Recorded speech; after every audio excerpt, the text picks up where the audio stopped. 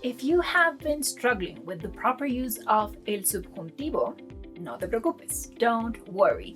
This video is for you. Quizás nunca hayas escuchado la palabra subjuntivo y es posible que el subjuntivo sea. Probably the subjunctive is one of the hardest things in Spanish grammar, but it doesn't have to be that way. I want to show you that understanding and using el subjuntivo is actually really easy if you learn it the right way.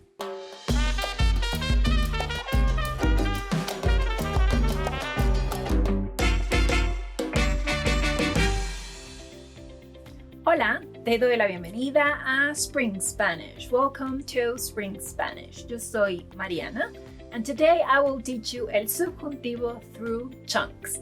That is, fixed word combinations related to el subjuntivo that native speakers use all the time and that you can learn by heart as a whole so that you don't have to think about grammar rules or conjugation tables. There are actually loads of conjugation tables for el subjuntivo, but trying to cram them in your brain is a dead end because you will hardly ever be able to think about them and apply them fast enough.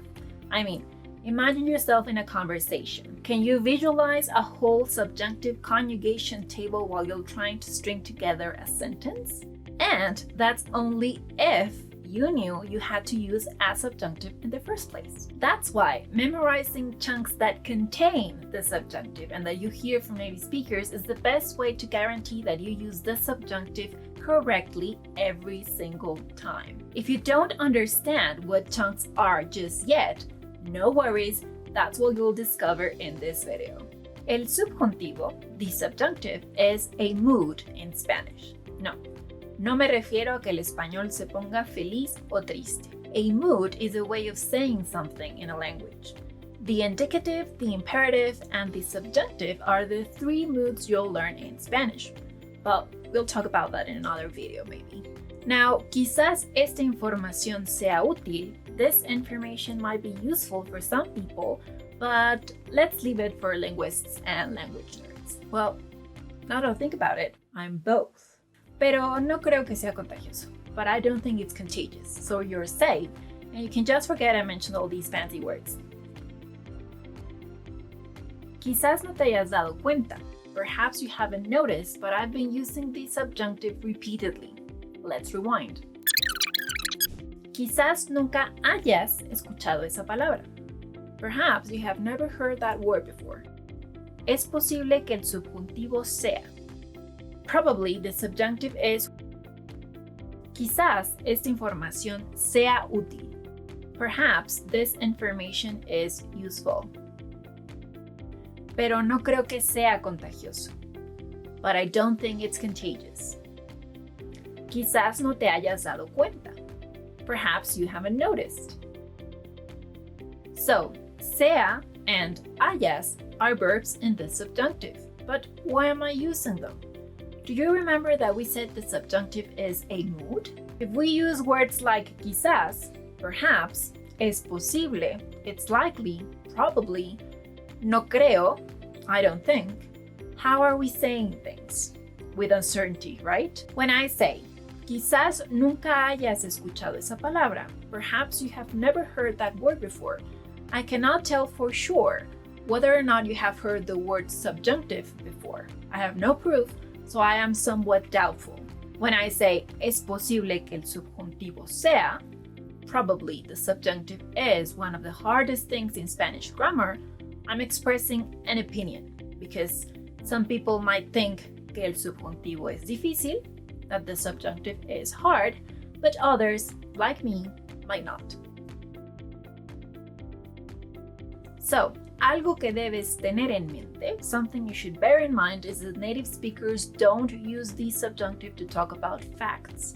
Instead, they use it to express doubt, wishes, or desires, to talk about things that might happen, or to give an opinion or a piece of advice. Los hablantes nativos usan el subjuntivo. Native speakers use the subjunctive together with certain verbs and specific words. You will learn a very popular one by listening to two songs I'll recommend in just a minute.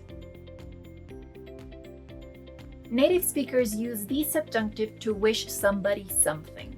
The following chunks contain a subjunctive porque todos son deseos, because they are all wishes. Que te vaya bien. Best of luck. Que te mejores pronto. Get better soon. Que la pases bien. Have a nice time. Que tengas un lindo día. Have a nice day. Que descanses. Have a good night's sleep.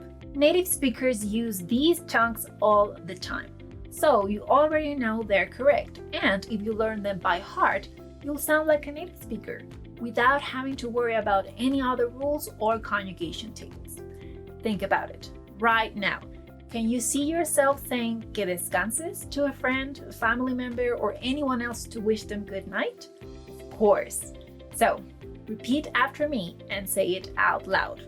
Que descanses. Congratulations! You have proven to yourself that you can use the subjunctive. Do you know all the other ways to use the subjunctive? Probably not. Do you know a full conjugation table for the subjunctive? Probably not. Does it matter? Of course not. Just use these chunks and you will be using the subjunctive correctly already. An easy way to memorize these chunks so that you can use them yourself in conversations is using flashcards. We provide you with a thorough explanation as to how to learn chunks by heart in our free Spanish chunking training. If you want to learn more, click on the link in the description. Meanwhile, as promised, I suggest you listen to the following songs to learn the subjunctive. Ojalá by Silvio Rodríguez. Ojalá que llueva café by Café Tacuba. You might even want to look up la letra, the lyrics, and sing along. So while you're singing, you're also using the subjunctive like a real native speaker. Again, without having to learn all the other rules in advance. How cool is that? If you keep listening and singing along these songs in a lot of Spanish, you will notice that you start to get a feel for the language. You will start to feel what sounds right and what doesn't, whether it includes a subjunctive or not. So, if you hear que te vaya bien over and over again, you will know that is the right way to say it as opposed to que te va bien, which will just sound wrong to you. So, how do you feel? I, for one, feel very proud of you because you have proven to yourself that you can speak Spanish with the subjunctive. Well done! Make sure to watch the other videos in our Subjuntivo series to discover even more chunks and to learn other ways of using the subjunctive while speaking Spanish. Thanks for watching and nos vemos! Don't forget to subscribe, give us a thumbs up, and share this video with your friends.